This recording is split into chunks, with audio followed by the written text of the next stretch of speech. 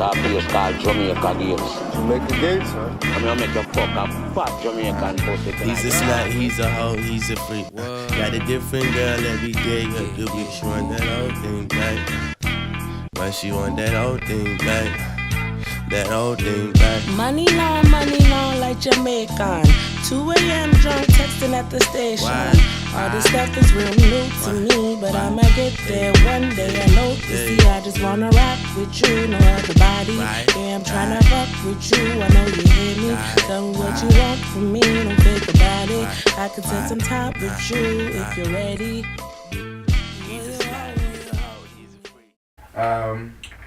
First things first, this is the first episode of KUNDAIZ Connection. Today we have Low Village. For the people who don't know who you are, tell them who you are. Shit, I'm Kane from Low Village, you know what I'm saying? Grew up in Grammy Village. Went to Gaithersburg High School. Went to school in Towson after that. And then, yeah, during that whole shit, like, me and some of my boys started Low Village. Like, I'm a business-minded, like, individual, so I was, like, kind of masterminding the whole business aspect, and then, like, while I was doing that, like, trying to find people, like, talented people to, like, get down with, like, the whole shit. So, like, Tyler Lardy, who is Charles Tyler, he was, like, the one I first started rapping with. And then that's how Low Village all came about. And then after that, we just like added my sister, and then we added some other people like Dirty Shafi and Quest, but they're no longer with us. What year did all this begin? 2011. Like that's when me and Charles Tyler started making music together. And then we just went from there. We didn't start releasing any music until 2016, like summer, like August 2016. So no music was released between 2011 and 2016? Nah, we recorded a bunch of music, like recorded full projects, got them mixed and everything, but like we didn't sit right with us. So we're not like rushed. We're not rushing. We got a life other than music. You know what I'm saying? We're not like it's not. We're not niggas. Yeah, we're not niggas who just like it will come, like, you know what I'm saying, like we want to do music, and that's like we're all determined people, you know what I'm saying, we're driven and shit, so we'll get there. But it was like, let's be like the best we can when we want to come out. Let's not half-ass this. I know a whole bunch of people I came up with. Yeah, like I see my little cousin a few days ago, and she's like, oh, you still trying to be a rapper, blah blah. Like every black boy I know, like that's all they want to do and shit. But it's like, you know what I'm saying, I know the stigma around that shit, so it's like I wanted to make sure that we were like real like musically inclined and everybody confident in their music ability before we came out, and I think we did a good job in that. But like we have a lot more growth. Like our cornerstone is artist development. Like we're always developing. Tell us about your influences. I see, you know, in the room you have posters of Bob Marley, Tupac, you have the Beatles there, you have NWA there. Tell us about your influences there. Like the first album I ever got was my uncle. He gave me Doggy Style and The Dogfather. Those are Snoop Dogg's two first albums. How old were you then? I was like eight or nine, and that was like the start of everything. Like Snoop Dogg was the coolest nigga to me. Like since then, like him in that era, like when he made them two albums, that was like the coolest nigga. And like five of the coolest niggas that like to me, like in hip hop and like rap, like the coolest niggas like you know what I'm saying? So it's like Jay-Z, you know what I'm saying? These are all my influences too. Right. Like Jay-Z, fucking Snoop, Tupac, Andre 3000, fucking. And let's goes on. Yeah, you know what I'm saying? And then like Bob Marley, where's he at? Over there. Bob Marley, my dad was really big on Bob Marley, so like that was the way we could relate, like with music and shit. So like definitely Bob Marley. Definitely played a big role in everything going on. Yeah. How is it working with your siblings? Shit. I mean, I just work with my sister. It's I I fuck with it, but she's like hard headed and shit. Yeah. But you know what I'm saying? It's that comes with the process. It comes with everything. You know what I'm saying? Like, not everything's not easy. I might be difficult to work with too and shit. So it's just like every day we just like learn. What is it like working with you when you're in the studio? Are you used to just being yourself, being there by yourself, or with one other person, or do you like entourage? How's the scenery when you're working on your craft? Shit. When we're recording, or like when I usually find a beat, or we find a beat together, and then I like producing shit. So like in the classical sense of produce, like direction in the song and type shit. Like I was in band in elementary school, like middle school. I started playing sports in high school, but like before that I was in music, and then I went to school, college and shit. I studied music for a little bit outside of business also. So it's like I'm very musically inclined. So I like to direct, but I work with the artists. Like I always work with the artists like in my group. Like we've been developing, so I know their strong suits and they know themselves. So we just bounce back and forth with ideas and try to make the best thing come to life. And yeah, it's not too hard. So with For the Birds, tell us, what was that body of work? Was it an album, a playlist, a mixtape? You know, it was released. I have it on Apple Music. I have it downloaded on my phone on Apple Music. But I'm sure you release it on other, streaming services as well. What do you consider that? I really don't know. It was like a collaboration. Because like, you know how this year everybody was, they were releasing playlists and mixtapes and et cetera on Apple Music, SoundCloud, and a whole bunch of streaming services. Right. And because a lot of people are turning their backs on record labels.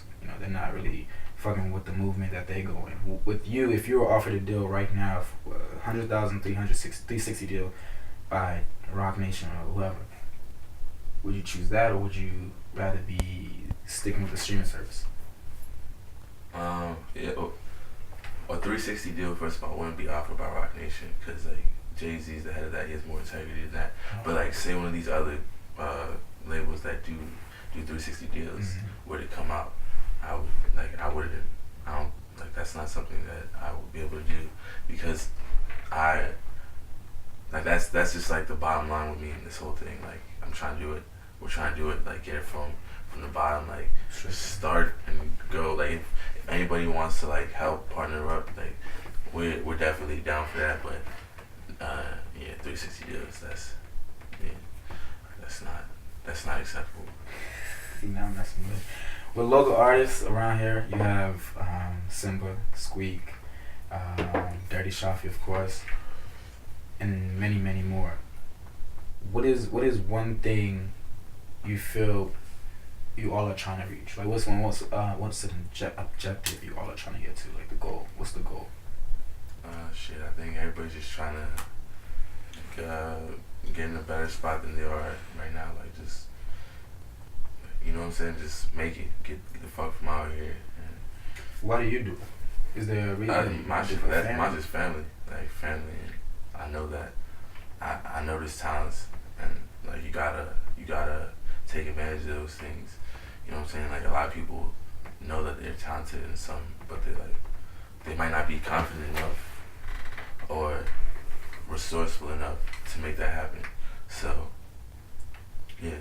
Did you purchase all the equipment in the studio? Yeah. So it was no gifts, no nothing. It was all strictly hard work and not giving up, investing in yourself. Yeah, you have to, like, at the end of the day, you gotta put your money where your mouth is. Like, to be honest, like, that's all it is. Like, everyone knows what they have to do. Like, for a long time, I knew what I had to do, but it was like there was a stigma about how I made it look, and it was like, if I just do this, I'll be able to.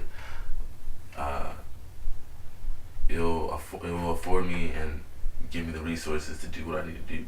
But it was like I was trying to work around that. So I feel like people need to just be real with themselves and stay true to them. Yeah, stay, like, you know what you have to do. At the end of the day, I don't know how that that connects with anybody else, but like, I feel like people know what that means. Like, you know what you have to do. Like, a lot of people like to take the easy way. And then they're like, why? Why isn't this working? You know what you have to do. Because they try to avoid trouble. They try to avoid the bumps in the road. You just got to deal with it. You have to, at the end of the day, you just got to do what you got to do. Let's get back to For the Birds. What's your favorite track? What's your favorite track that you on there?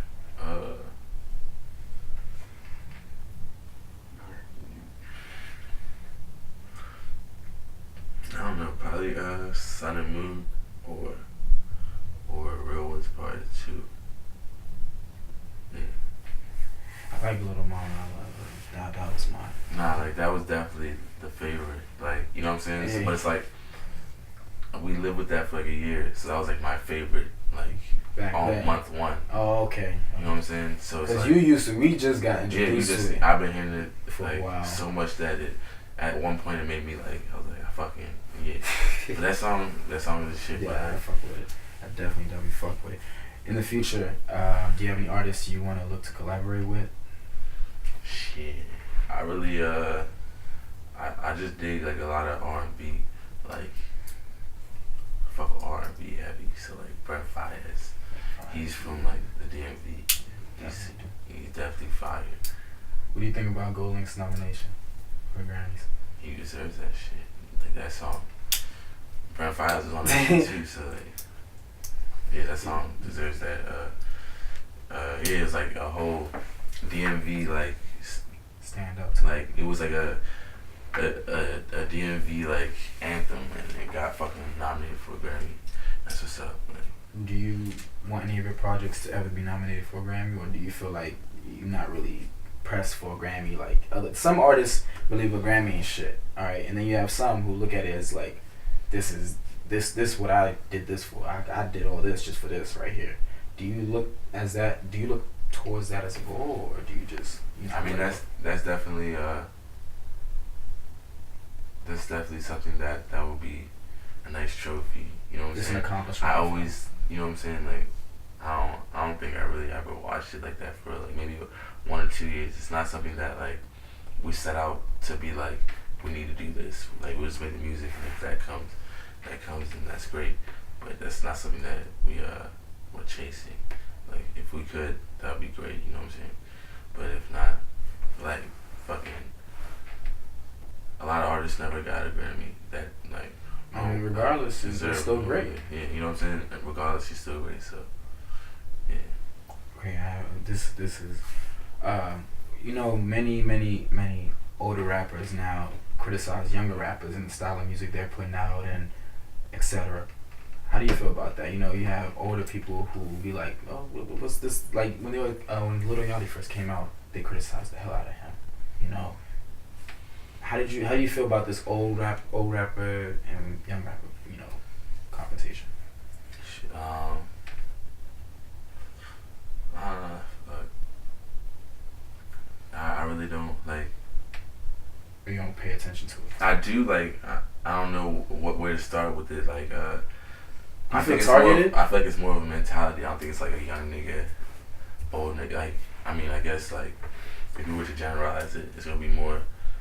It's gonna be like that, divided like that. But it's like I'm 24, and a lot of 24-year-olds and people my age might listen to certain music, and I can't get with it like most of the times. Like some of it, like you can tell that niggas is talented and shit and putting together, like, you know what I'm saying, like actually dope shit is just expressed in a different way.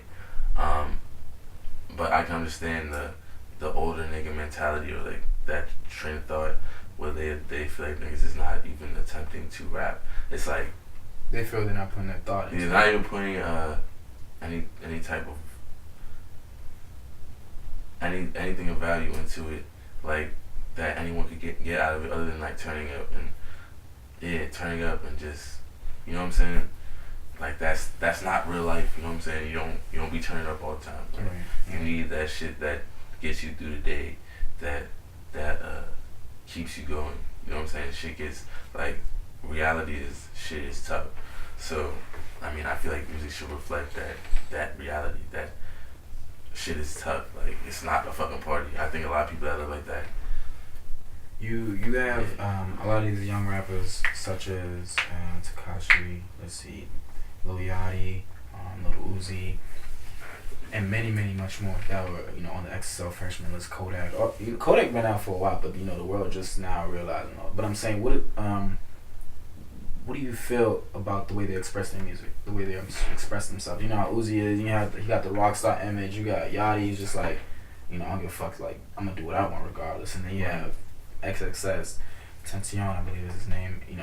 Just dyeing his hair and etc. How do you feel about the way they express themselves? To his own, you know what I'm saying? Like, I used to have like crazy hair and shit. It's like they got, you know what I'm saying?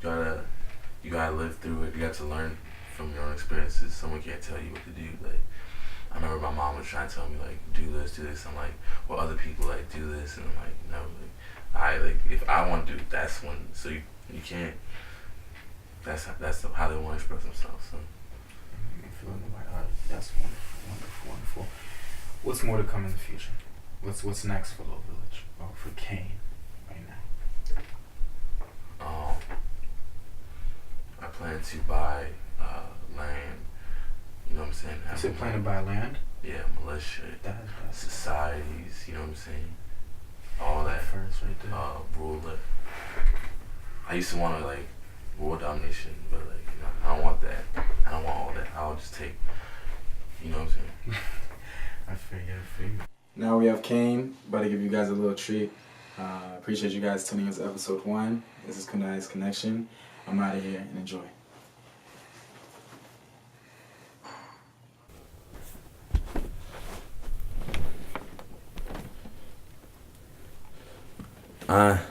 Lord willing rap, keep me afloat, but my wave capsized little boats. Niggas dressed like Sky be the dope, sporty dope, but let's just playing while we smoke. Low Village rap for the East Coast, nonchalant, but for my family I'ma do the most. And it's always another issue like the Washington Post on the quest for power. Should I feel like ghosts? Ayy, who's that knocking at my window? The temperature rising, niggas is losing their life, and the berry gets sweeter once it is ripened. Seen shorty get his skin lightened. This shit is trifling. I leave Shahi, Q-tip, and Fife when the low end theory will play. My senses will heighten. Low Village.